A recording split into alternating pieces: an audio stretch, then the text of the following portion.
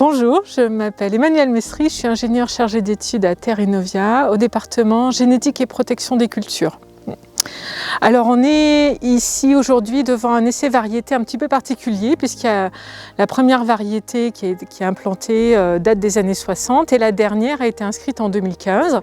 En fait cet essai fait partie d'un réseau d'essais qui est mis en place depuis l'année dernière qui vise à faire une nouvelle évaluation du progrès génétique en tournesol, notamment avec l'amélioration du comportement face aux maladies.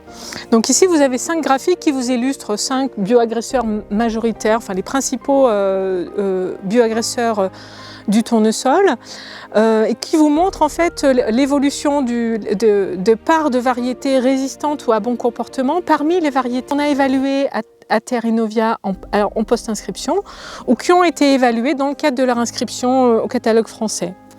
Donc pour le mildiou, vous voyez sur ce premier graphique, depuis 2000, par palier de 5 ans, vous voyez la part des variétés à profil plutôt complet, RM8 ou RM9, donc les variétés qui résistent à toutes les races sauf à la 334 ou qui résistent aux 9 races officiellement reconnues. Cette part, elle est passée de quelques pourcents au début des années 2000, bon, c'était vraiment le tout début d'apparition des nouvelles races, jusqu'à 80% sur la dernière période 2016-2020 et aujourd'hui ce sont des variétés qui sont majoritairement utilisées sur le territoire, qui sont majoritairement implantées. Pour le sclérotinia du capitule, les progrès sont moins flagrants parce que la résistance du tournesol à cette maladie est plus difficile. Il y a beaucoup de gènes qui sont impliqués. Elle est beaucoup plus difficile à introduire dans les variétés que la résistance au mildiou.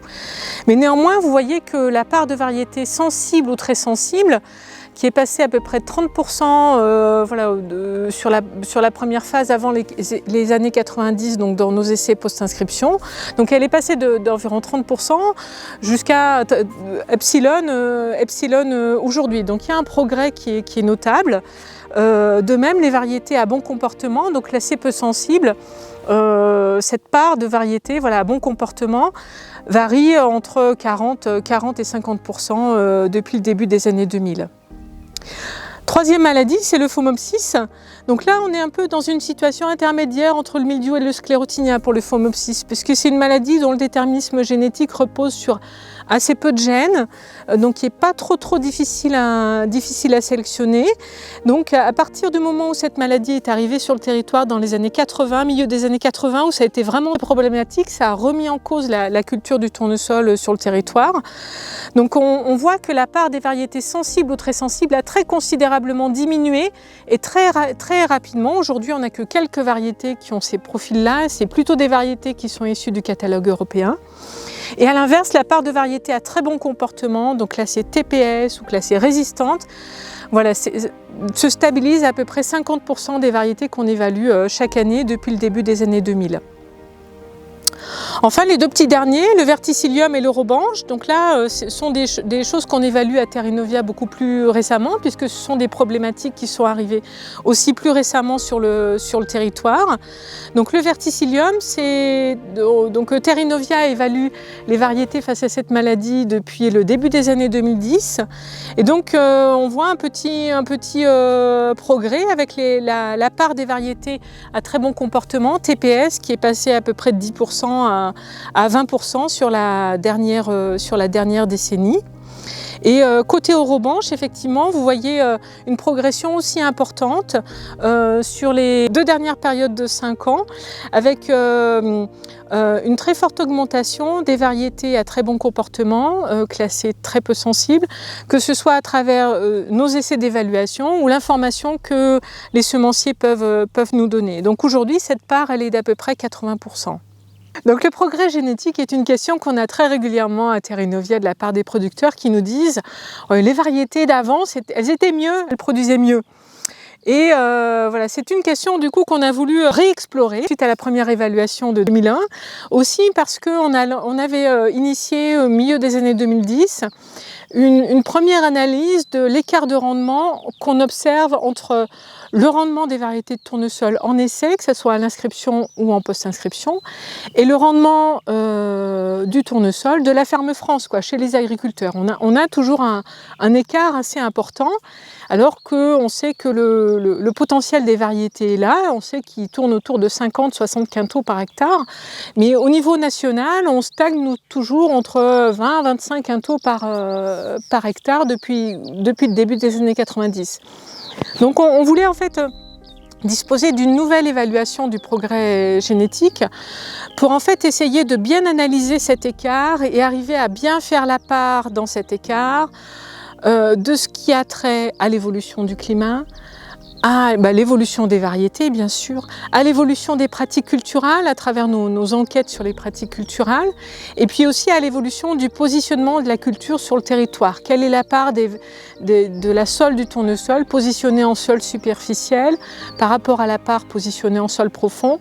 Quelle est la part du tournesol irrigué? Voilà, tout ça c'est des éléments qui rentrent en compte et qui peuvent permettre d'expliquer en fait cet écart entre le rendement qu'on observe en essai et le rendement de la ferme France. Donc, dans le cadre de l'association Promosol, donc qui est l'association pour la promotion de la sélection des plantes oléagineuses, on a monté un projet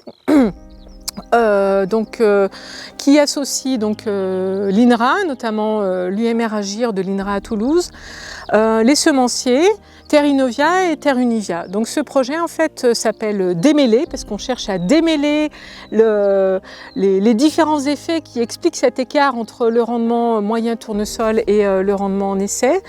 Et donc dans le cadre de ce projet, on a décidé de remettre en place un réseau d'essais pour réévaluer le progrès génétique avec des variétés plus récentes.